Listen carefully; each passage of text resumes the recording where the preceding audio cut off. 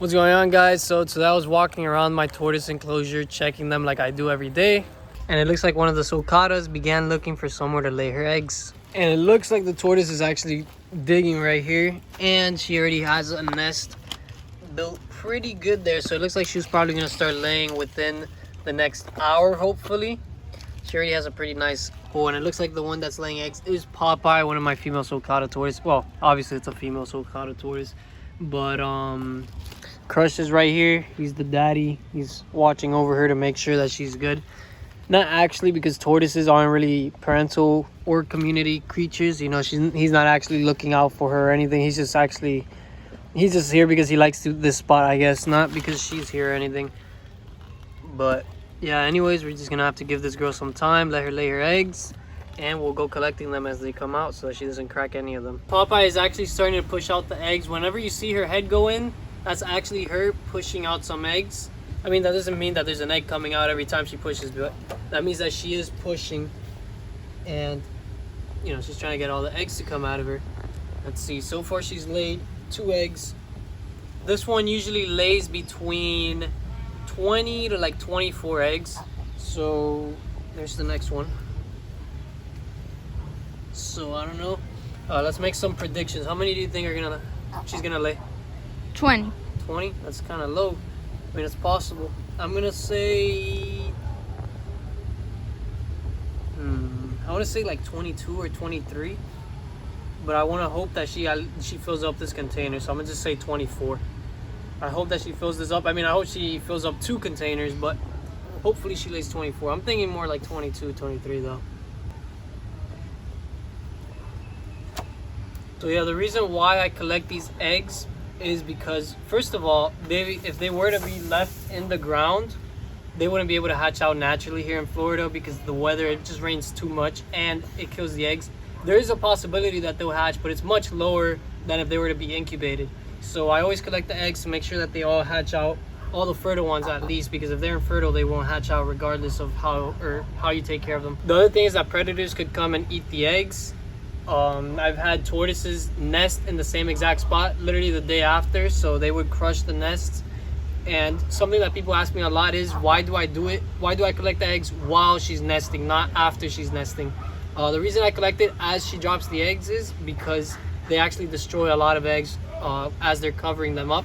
Sometimes even while they're laying, they'll sometimes push their leg or they'll fall in a little bit and crush the egg. So it's better to just empty out the nest as fast as possible, because that way there's no way that the eggs could break. If I collect them as soon as they are laid, there's no chance that they could break that way, unless, you know, some guy comes and like sneak attacks the eggs. But this is the safest way to do it, which is why I do it this way.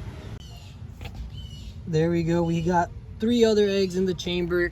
Let's see if we could catch a few more being dropped on camera. There she is, about to push out another one.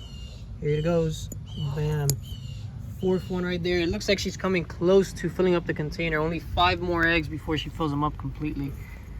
Let's see. It looks like another one's coming out right now. Oh, I'm about to get snuck on by Tank. He's probably gonna try and attack me. Get the phone. Why? You gotta watch out. Get out of here. That's where you gotta watch out with the eggs, because he could come and sneak in and destroy everything.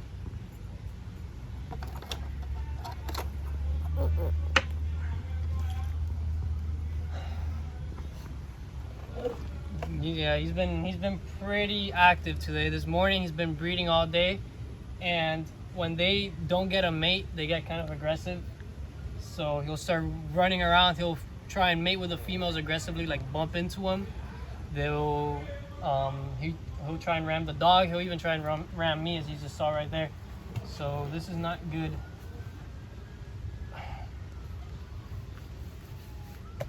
Relax.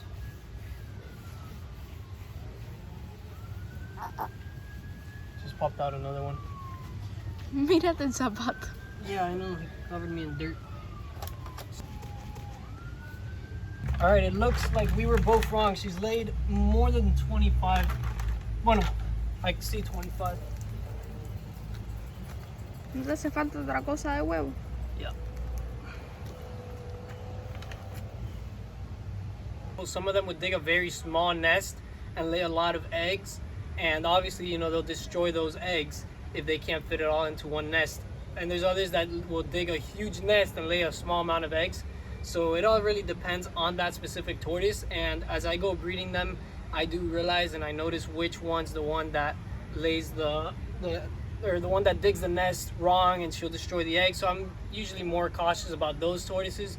And some of them I'm usually like this one, for example, I'll just let her chill because she'll sometimes lay by herself. Like I caught her finishing laying the nest and she doesn't break that many eggs, so it's not as big a deal. But for example, one of my sulcatas, Luna, she's a smaller tortoise. She lays a lot of eggs and she digs a little nest. She laid 32 eggs in one nest once and she ended up breaking like 10 or 12 of them. And this one she laid 24 and she only broke like 3 the last time that she dug a nest by herself and covered it up by herself. It looks like she's already done. As you can see, she's beginning to kick her legs. I ended up getting super dirty thanks to Tank.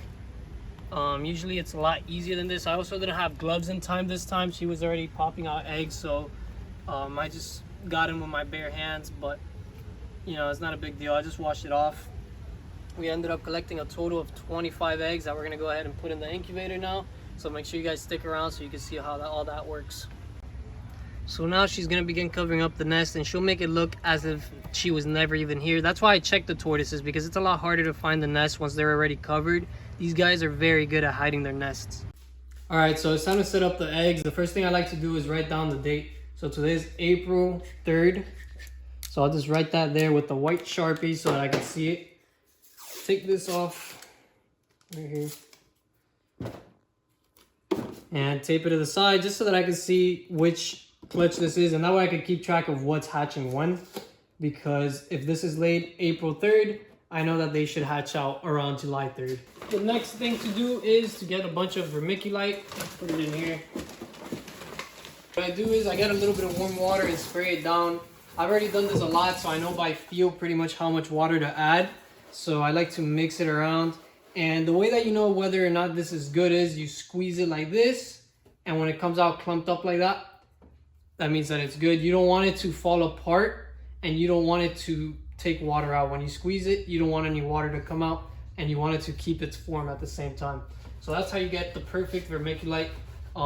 If you guys are doing this at home and you can't do it by feel since you've never done this before, the right way of doing it is by getting it 1-to-1 with the weight. So if, for example, you have like 100 pounds of water, you could get 100 pounds of vermiculite, mix that together, and that's the consistency that you need right there. And the next step is to just put all the eggs in the container, and that's pretty much it. Once you have all the eggs in here, all you have to do is put them in the incubator and wait 3 months, and these eggs will hatch out. You want to make sure that the incubator stays consistent and working all the time. You don't want it to get too cold or too hot. You don't want the humidity to drop too much or rise too much. You know, you just want to keep it consistent throughout the entire time of incubation. I like to incubate at 85 Fahrenheit and around 70% humidity. The humidity is the thing that fluctuates the most. Sometimes it will drop like 5 to 10%, but that's not really a huge deal. The thing that you definitely don't want dropping 5 to 10 degrees is the temperature. Now the last thing to do is cover this up, put it in the incubator, and make sure that the date is facing me. So this incubator right here is full of sulcata eggs. I'm not sure where I should put this, whether I should put it on the side or the other incubator, but I think right here is good. I'll put them right there.